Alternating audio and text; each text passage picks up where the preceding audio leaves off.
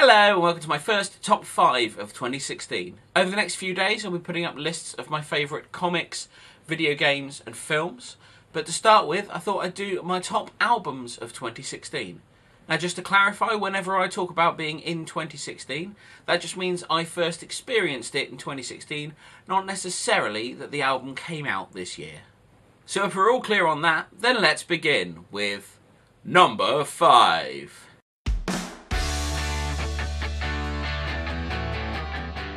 By mid-November, I thought I had this list locked down. I'd thought long and hard about it, whittled the albums I'd listened to this year down to my favourite 5, and that was it. I thought no one's going to release anything else that's going to have an impact on this before I make the video. And then I got an email from Pledge Music telling me that the new Ryan Hamilton album was available for download. And on listening to it for the first time, I knew that it had to go in at number 5. This is a cracker of an album. I'd never heard Ryan Hamilton before until earlier this year when I went to a Ginger Wildheart gig and he was one of the support acts. I was so impressed with him on that night that I bought his album on vinyl at the gig, and then I placed on his second album in order to listen to more great music from him. It's a poppier album than all the others on this list, a genre that many people might not associate me with, but I can't stop listening to it. It's amazing.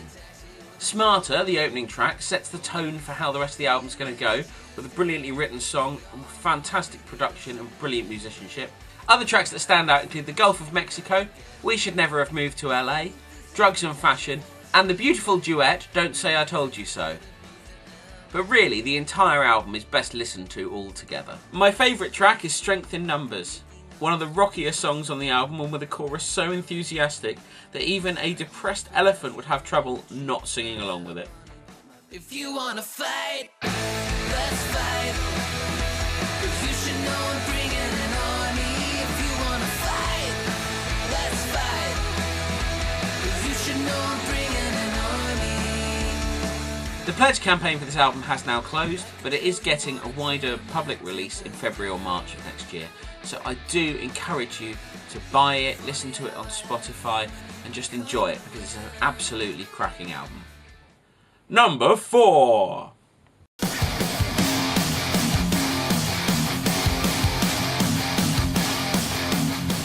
I've already mentioned the Ginger Wildheart gig that I went to earlier this year, and it was unique in the sense that all 3 bands were amazing and I bought all their albums, and I can't remember the last time that happened. So with that in mind, Massive Wagons made my list at number 4. A much rockier affair than Ryan Hamilton, these hairy behemoths deserve to rise up through the ranks of rock acts in the country until they are right up at the top. With some exceptionally catchy songs and superb musicianship, these rockers are great, and this particular album is absolutely fantastic. It's really hard to single out great tracks on this album. Nails and Tokyo are a brilliant 1-2 punch to get the album started, and Fee Fi Fo Fum, a song that could have been a comedy failure, is actually a superb end to both the album and indeed to the gig that I saw them at as well. But my favourite track has to be the ear-crushing Shit, Sweat, Death. From its weird country-style guitar intro and the incessant drumming to that riff, just listen to this.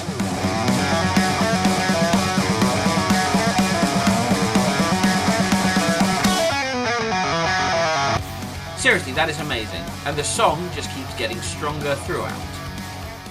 Number 3.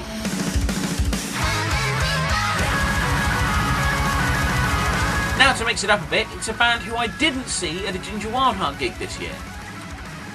I was vaguely aware that Babymetal existed before 2016, mostly due to outrage and split opinions every time they were featured in an issue of Metal Hammer, but I'd never sat down and listened to them.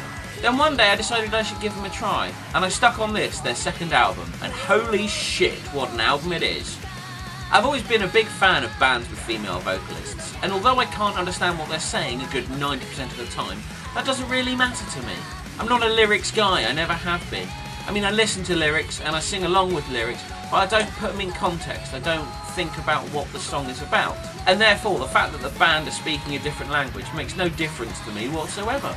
The album starts with the brilliant Road to Resistance, which features a couple of members of Dragon Force adding even speedier guitars to Babymetal's already quick style, and powers through from there on.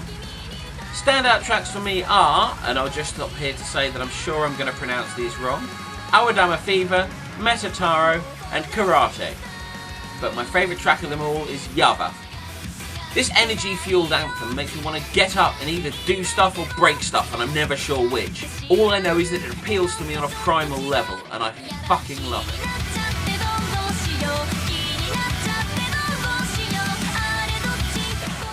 Number 2.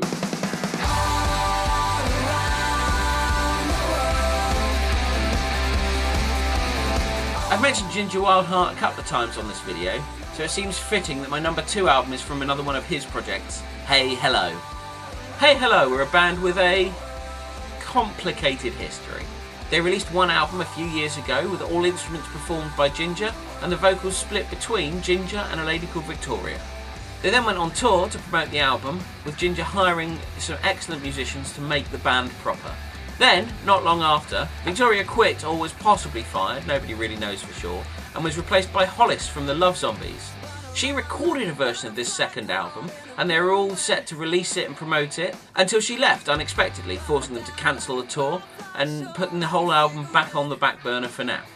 As this album was funded via Pledge Music, Ginger then came on to Pledge and spoke to the fans directly and gave us the chance to vote on which singers we liked from the auditions that they'd had. Unfortunately, the voting then had to cease because lots of vicious and nasty comments were posted by a small minority of people because the internet is the internet and we can't have nice things. Ginger then announced that he and the rest of the band would sing on the album, but they weren't going to hire a new singer. And everyone thought that was that, until the album was released. At which point we discovered that everyone who'd made the final round of auditions, along with a couple of other singers, all appear on the album as each one takes one track. Which is amazing. But that's enough about the weird and complicated genesis of this album. What's the album like? Well, it's made number 2 on my list. I think we can safely say it's pretty fucking good. Fast, exciting and full of power, this album takes less than 40 minutes to listen to, but will stay in your head for months. It's full of earworms, fantastic songs and more great choruses than you can shake a stick at. The opening track, All Around the World, puts you in the mood for the rest of the album, and the excitement won't stop until the ending notes of Perfect are ringing in your ears. For me, special mention must go to Kids, because who doesn't love a song with the lyric, make no mistake about it, kids are gonna screw you up, the aforementioned All Around the World, and Loud and Fucking Clear, which changed once the singer left to become a story of how the singer left, and is incredibly satisfying to scream along with in the car. But the cherry on top of this album, my favourite track on it, is This Ain't Love. Having heard the original version recorded by Hollis, and then this new version that made it onto the album recorded by Emily Lee, who's a fantastic singer and has lots of her own material on YouTube, this album version blows the original right out of the water.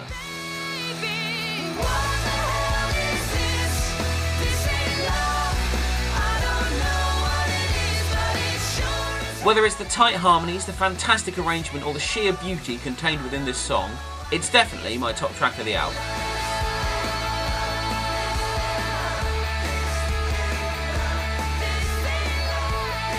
Honourable mentions. Now before I get to number 1, there are a few albums that almost made it onto this list, but were pipped at the final post, so I thought I'd give a couple of honourable mentions.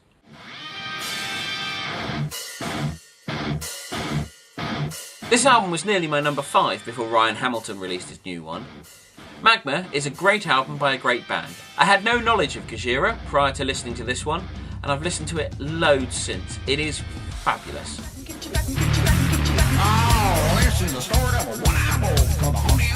This Rob Zombie album is just...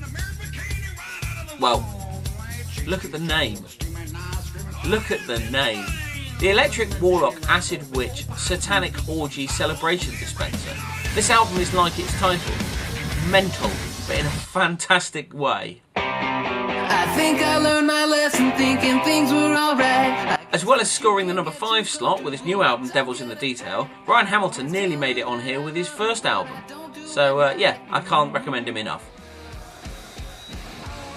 This live recording of one of the Wildheart's most famous albums, PHEQ, is a great rendition of some great songs. With a fantastic mix for a live album, this really takes me back to listening to the original over and over again as a teenager.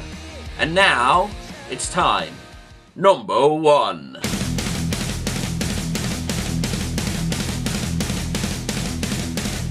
If you know me, as most of you do, this one is unlikely to be a surprise.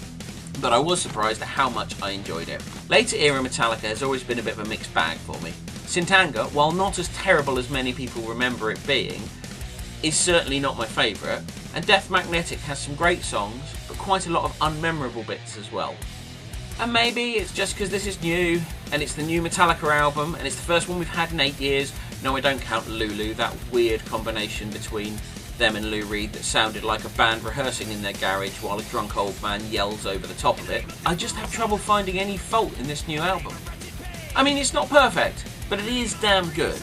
The opening quartet of songs, Hardwired, Atlas Rise, Now That We're Dead, and Moth into Flame, is some of the strongest work Metallica have ever done, and as a combination, it is brilliant. And the final track, Spit Out the Bone, is intense and brilliant, and a lot of people seem to have already decided it is the best thing ever. And I agree that it is good, but if you look around, there's some sense that people think the quality of this album dips in the middle. And while there are a couple of songs that feel slightly weaker, Confusion and Murder 1 spring instantly to mind, the album is a thrill ride from start to finish. If you like metal and you haven't listened to it yet, why not? It's on Spotify. There's videos for each track on YouTube. Go, listen, enjoy. My choice for best track on this album is not any of the ones I've mentioned so far. It's Man Unkind. From its beautiful bass intro to its fantastic time-shifting chorus, this, more than anything else on the album, feels like a proper next step for Metallica. It's both old and new, moving forward, and it's brilliant.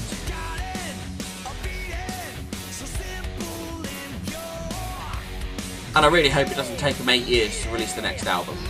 So those are my top 5 albums of 2016. What were yours? Feel free to leave comments below and let me know what I've missed or what you agree or disagree with. I've put some links to the albums I've talked about today on Spotify, etc. below. Unfortunately, I can't do that with Devils in the Detail because it hasn't had its wider release yet, but all the others should be there, free for you to listen to. Have a listen, let me know what you think. Don't forget to come back for my next video, my top 5 comic books of 2016. Bye for now.